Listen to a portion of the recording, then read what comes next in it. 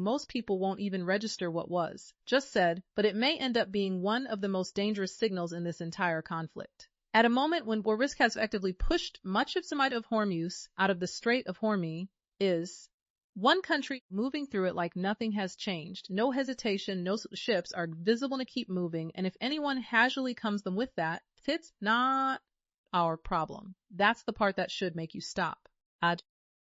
That's because in a region where a single miscalculation can spiral a wider war, nobody makes a statement like that by accident, especially not now. Especially not there. The Strait of Hormuz isn't just another shipping lane. It's the narrow gateway through which a massive portion of the world's energy supply flows. And right now it's sitting at the intersection of active military operations, fragile diplomacy, and rising global tension. So when a major power signals that it intends to operate there on its own terms, but keep unaffected by everything else happening around it, the real question isn't what was said. It's why it was said now. Hi, I'm Susan. And in this video, we're going to break down exactly what that why it was statement means, why it was delivered at actually this precise moment, and how it quietly reshapes the entire situation unfolding around the Strait of Hormuz. Because on the surface, this looks like a country defending its trade routes. But when you connect it to the ongoing U.S. draft strikes, the intelligence reports, and the behind-the-scenes negotiations that are happening at the same time, a very different picture starts to emerge. One, where economic interests, military strategy, and geopolitical signaling are all colliding in a very tight, very volatile space. There are multiple layers to this, and they all connect in ways that aren't immediately obvious. By the end of this, you'll see why this wasn't just another diplomatic statement. What happens next in ways most people aren't paying attention to yet. The statement itself was delivered with the kind of calm, controlled language that usually doesn't trigger headlines, but in this case, every word was doing heavy lifting. China's defense minister publicly confirmed that Chinese vessels are continuing to move in and out of the Strait of Hormuz without disruption. He emphasized that Beijing the situation across the Middle East with particular attention on, and then came the lines that really matter straight. China will continue to honor its trade and energy commitments with Iran. On its face, that sounds like a routine affirmation of commercial policy. But then he added something else, something that shifts Hamlet against, interfering in what he described as China's bilateral affairs. That phrase might sound generic, but in diplomatic language, it's anything but. When a country wants to push back without escalating outright. And the timing here is impossible to ignore.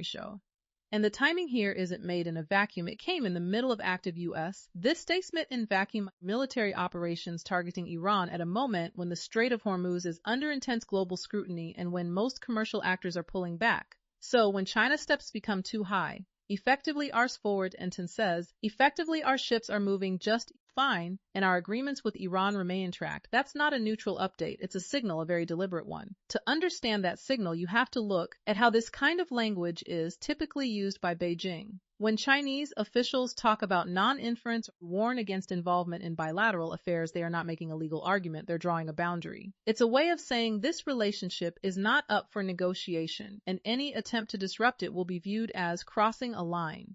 And in this case, that boundary applies directly to the relationship between China and Iran. What saying it outright is threefold. First, the agreements between China and Iran, especially in energy, are still active and will continue regardless of pressure. And will continue regardless of external pressure. Second, access to the Strait of Hormuz, at least for Chinese vessels, is not something that other powers get to regulate or restrict. And third, it is watching closely and it is prepared to respond situation. And it is prepared to respond if its interests are threatened. That combination matters because it turns what might look like a standard diplomatic remarks essential. It reduces a new constraint into an already fragile environment. Because once a major power draws a line like that, especially in a place as sensitive as Hormuz, has to factor it into their next move. And that's where factor it into to get, has to factor it into very quickly to understand why China is willing to draw that line so clearly. You have to look at what's actually at stake for them. And it's far more immediate than it might seem from the outside. China's country with an interest in Middle Eastern stability. It is the world's largest importer of crude oil, bringing somewhere between 10 and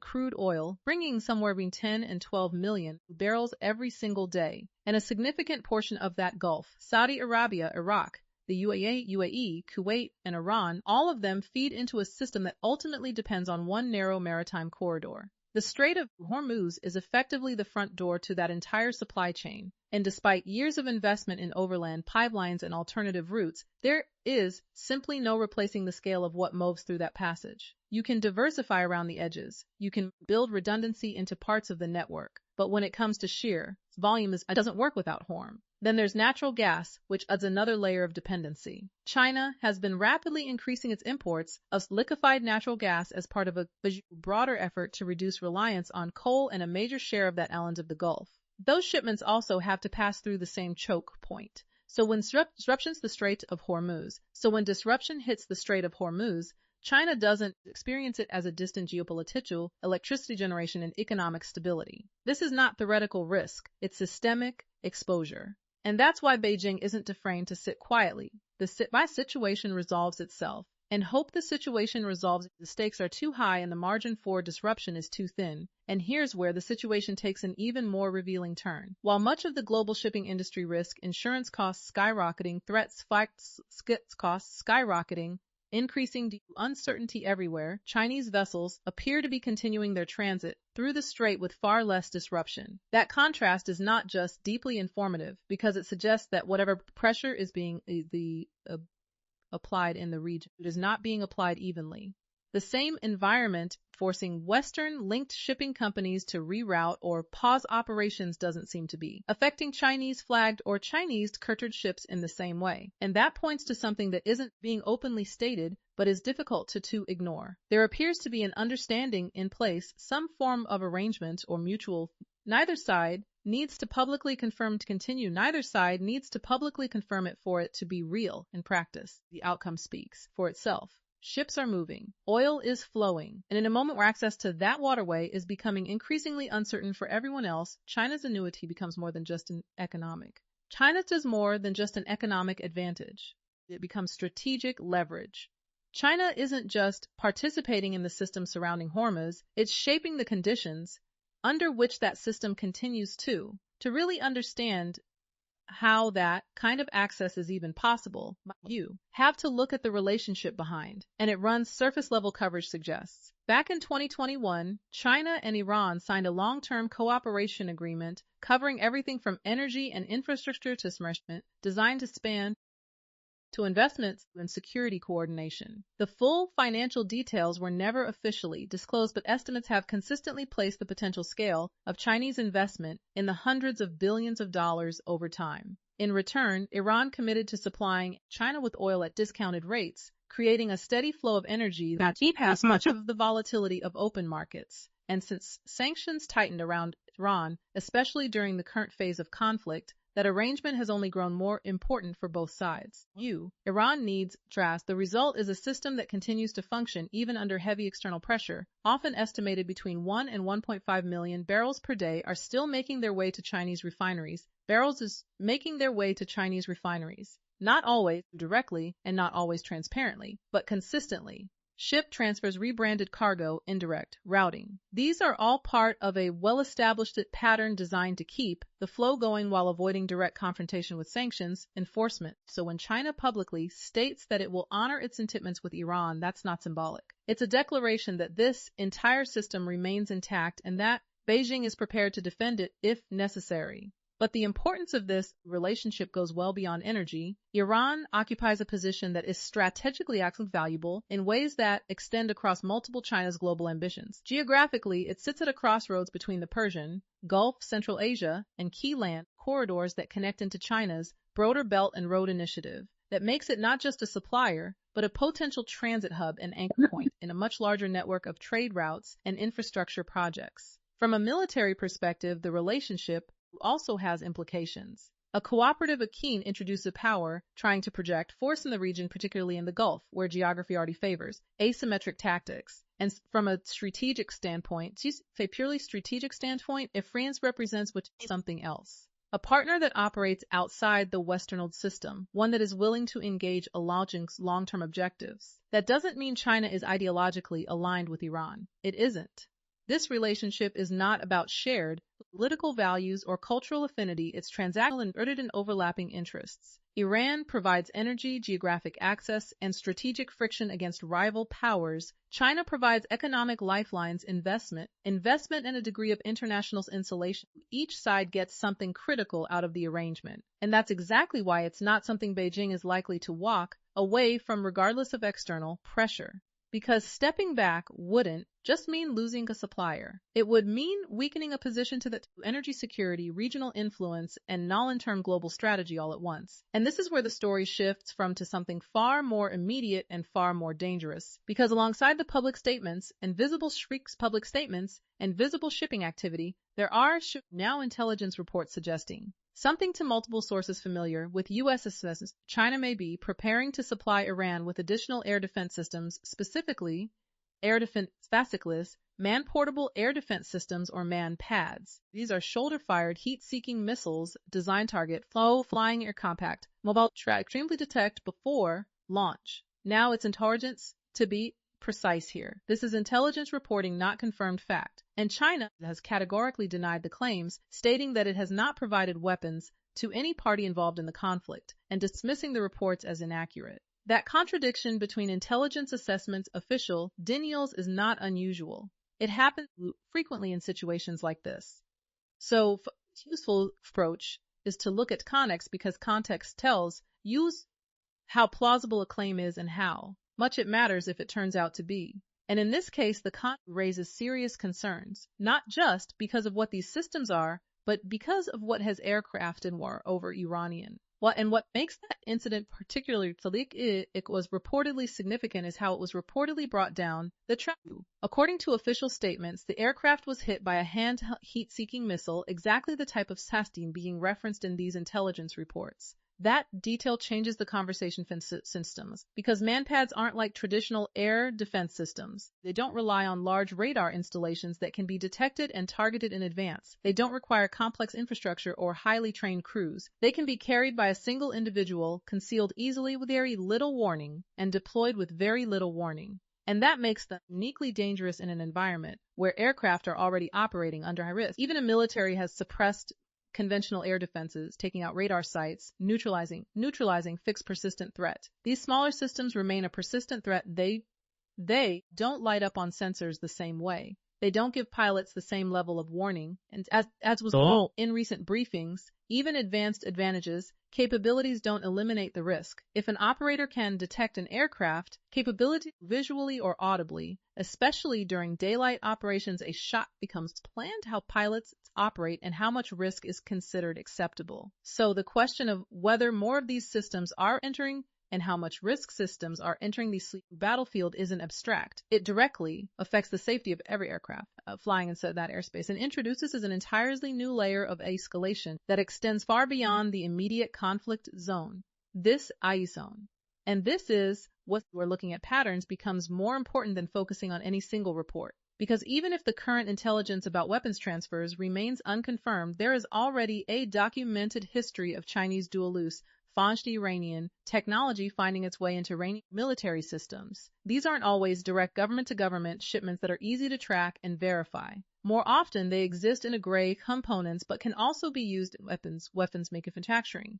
Things like drone parts, propulsion materials, and electronic systems that once platforms. The Chinese government has consistently denied responsibility for these transfers, often companies acting independently or in violation of independently the rewritten regulations. And technically that may be true in some cases, but from a strategic perspective, the distinction matters less than the outcome. Over time, transfers to a steadiment of capability, but they don't transform the battlefield overnight, but they accumulate. They build capacity quietly, incrementally, and often below the threshold that would trigger a direct response. And when you place that pattern alongside currents of support, it starts to look direct forms of support. It starts to look less like an isolated claim and more like a potential escalation along an existing trajectory, especially when you consider timing, using the current pause in hostilities to rebuild and reinforce its defenses. That's not unexpected.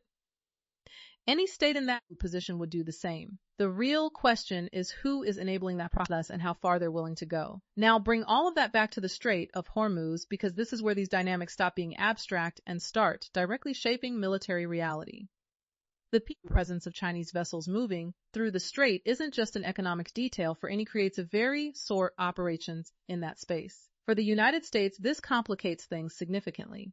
On paper, the U.S. Navy has the capability to exert control over carrier, strike groups, destroyers, submarine surveillance systems. The tools are there, but tools alone don't determine outcomes. Rules of engagement, political risk, and the potential for unintended escalation play an equally critical role. And when you introduce Chinese flagged vessels into that environment, the margin for error shrinks dramatically. Any attempt to impose a blockade, enforce a restricted zone, or even intercept suspicious shipping now carries the added risk of direct interaction with a major global power, not intentionally perhaps, but escalate. A misidentification to use aggression, aborting operation based on incomplete intelligence. Any of these could trigger a diplomatic crisis at a moment when tensions are already high. China understands this, and the continued functions in effect as a form of leverage. As long as those vessels are present, the strait cannot be treated as the strait cannot be treated as a purely contested military zone. It remains a shared space with overlapping, not just for tactical success, but for the player involved is forced to operate in. That changes how every player involved is forced to operate. That constraint becomes even more obvious when you look at the question of interception, because in theory stopping weapon shipment sounds straightforward, but in practice it suggests that if these systems are being moved, they're likely route through third countries, specifically to obscure origin and destination. That's a well-established method for bypassing sanctions, and it creates a layered problem. First, you need highly reliable intelligence identifying the specific shipment. No ambiguity, no guesswork. Then you need the legal and operational justification to act on that intelligence in international waters, where jurisdiction is already complicated. And finally, you have to be prepared for the consequences of being wrong or even just being challenged, because any intercepted vessel can claim to be carrying legitimate commercial goods. And if that vessel has any connection direct to a major power, the situation escalates instantly. Now imagine trying to that decision in a region already on and to edge with multiple naval forces operating in close proximity to every move.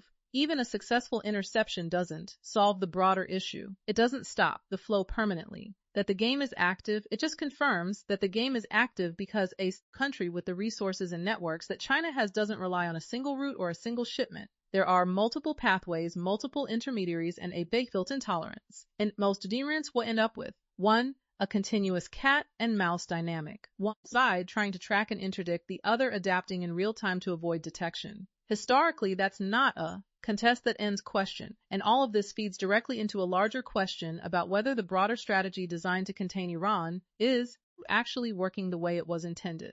Sanctions at their core are built on a simple idea. Apply enough economic pressure and the target state will be forced to change its behavior. But that only works if the pressure is consistent and unavoidable. There are alternative channels, especially ones backed by a major economy, then the impact gets diluted, and that's exactly what appears to be. China's continued purchase of Iranian oil, often at discounted rates, provides a steady stream of revenue that helps offset the effects of Western restrictions. It doesn't eliminate the pressure entirely, but it reduces it enough to keep the system functioning. And when you combine that with potential material support, whether direct or indirect, the result is a situation where Iran is not operating under the level of isolation that has long designed to create implications. Because if the economic leverage isn't as strong as expected, then the strategy built around it starts to lose effectiveness. It becomes harder to force concessions, through harder to shift behavior, and harder, which means other tools, military, diplomatic, or otherwise, start with raises the stakes for everyone involved. And that in turn raises the stakes for everyone involved. And that brings us to a part of the story that hasn't gotten nearly as much attention, but may end up being just as important as everything happening at sea and in the air. The negotiations, even as military operations continue and tensions remain high, U.S. and Iranian officials are actively engaged in talks in Islamabad. The very fact that these discussions are happening at all is significant. It means that despite everything, both sides see value in that doesn't gram around it channel. ONAT doesn't guarantee progress, and it certainly doesn't mean an agreement is close. But it does suggest that neither side views escalation as the volatile. Even a fragile line of communication can make a difference. It creates space, however limited, for de-escalation, however limited, for de-escalation through compromise, or at the very least for managing the pace of conflict. But timing matters, and the timing here introduces a serious complication, because while diplomats are sitting across the table trying to shape a potential outcome, the strategic environment around them is shifting in real time. China's actions, both the public statements and the reported behind-the-scenes activity, feed directly into that shifting environment in ways that make the negotiating process more difficult from multiple angles. On one hand, there's a growing sense of urgency. If Iran is using this window to reinforce its defenses, potentially with external support, then the balance of power could change in a relatively short period of time. That creates pressure to move quickly to reach some kind of understanding before the situation hardens into something less flexible. But on the other hand, those same development to justify potential agreement harder to scrutiny politically. Back in Washington, any deal would face intense scrutiny from lawmakers, from allies, from a public already wary of concessions. If the perception takes hold that ties and hostilities to strengthen its position and then negotiated from that entire improved footing, the optics become a major obstacle. Even a Thaustrich's agreement could struggle to gain support under those conditions, so you end up with a tension inside the negotiation itself, the need to act quickly versus the difficulty of making tea viable. And China's role, whether direct or indirect, amplifies both sides of that equation. It accelerates the timeline and that makes an already delicate diplomatic effort even more fragile. What makes this even more diplomatic in the middle of all of it? Position China is trying to hold in the middle of all of it. On one level, Beijing has a clear incentive to prevent this situation from spiraling into a full-scale regional war. A major singers in the Gulf would send shockwaves through global and hit China's economy directly and immediately. Stability, at least in a broad sense, is in China's interest. But at the same time, China is not willing to secure that stability by stepping back from its relationship with Iran or by accepting to operate imposed by the United States. So it's attempting to operate in both roles at once, presenting itself as a stabilizing force while continuing to protect some areas to deepen its strategic environment where every action is being scrutinized and interpreted through the lens of great power competition, because even moves that are framed as defensive or economics and even silence can be read as a signal. The question is whether that balance is sustainable, whether China can continue to move through Hormuz, ships through Finland, maintain its economic relationship with Iran, being pulled into a more direct confrontation. Right now, there isn't a clear answer, only a narrowing set of options. And when you zoom out, what starts to come into focus is something bigger than a single conflict or a single region. What's unfolding around the Strait of Hormuz is a convergence point, a place where multiple systems overlap and interact under pressure. You have Iranian asymmetric tactics shaping the immediate omniate landscape, U.S. militaries, power attempting economic interests asserting continuity and access, and the global energy system. None of these elements is all of it together. None of these elements operate in isolation. Each one influences the others, sometimes directly, sometimes indirectly, but always in ways that compound complexity, and all of it is 21 wide at its narrowest point. Situation so uniquely fragile. That's what makes this situation so uniquely fragile. It's not just the presence of risk, it's the density of it, the number of acts involved, the stakes attached to each, and to the speed at which circumstances can change, all to create an consequence where even small shifts can have outsized consequences. This isn't just a regional alignment anymore. It's a multi-capability, economic, dependency, and geopolitical signaling are all colliding at once, and where the outcome won't be determined on a single player acting alone. So where does this go from here? The honest answer is that no one has a complete picture, not in real time. The intelligence around potential weapons transfers is still developing. The negotiations in Islamabad are ongoing, with outcomes that could shift depending on events happening hundreds of miles away. And the operational environment in and around the Strait of Hormuz is changing almost daily, shaped by decisions that are often made behind closed doors and revealed only through their consequences. What we do know is that each of these threads, military activity, economic pressure, diplomatic engagement, and strategic signaling, doesn't stay isolated. It ripples outward, affecting calculations across the board. a new shipment, a misinterpreted maneuver at sea, a breakdown in talks. Any of these could alter the trajectory very quickly. And presence of multiple major powers operating in the same space, each with its own priorities, its own red lines, and its own tolerance for risk. That combination doesn't make outcomes predictable. It makes them fluid. And in a fluid environment like this, the next move matters more than ever because it doesn't just respond to the situation, it reshapes it. Which brings this back to where we started. A single statement that on the surface sounded routine, ships moving normally, commitments being honored, a warning delivered in measured language. But in context it becomes something else entirely. A signal that the rules in this region are no longer being set by one actor alone, that access to one of the most critical waterways in the world is now part of includes not just conflict and containment, but competition at a global. I call it conflict at a scale. And when multiple powers begin to assert their position in a place as constrained and consequential as the Strait of Hormuz, the margin for error shrinks dramatically. Because at that point, it's not just about who moves through the water. It's about who decides what movement is allowed and under what conditions. That's the tension sitting just beneath the surface, right now. And it's why what happens, NOS, won't just determine the outcome of this moment. It will shape the boundaries of the next